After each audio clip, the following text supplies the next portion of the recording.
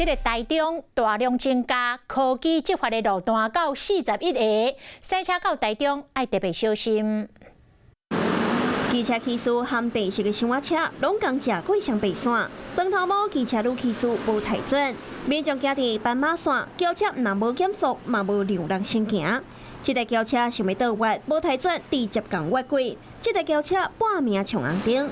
加速违规状况，拢互路口这台科技执法的设备抓到证据开单。这里是台湾大道跟中民南路的路口，科技执法设备不但对交通违规进行取缔，驾驶只要拿起手机也会被录影搜证开罚。路口无警察来开红单，也毋过违规也是爱互处罚。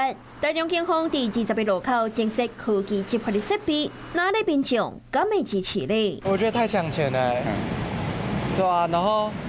你玩个手机这样都要被抓，当然是真好啦，大家该遵守规矩啊，啊无会偷吃包啊。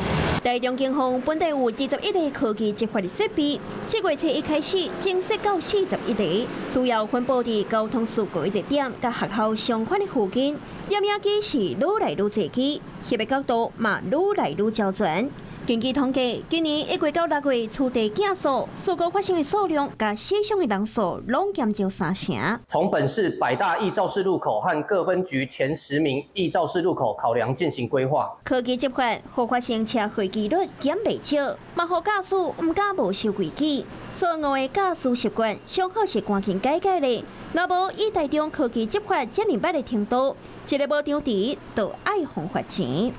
Hello， 我是林明瑞。想要抢先掌握最及时的新闻资讯吗？赶快订阅、按赞、开启小铃铛，锁定我们华视新闻的 YouTube 频道。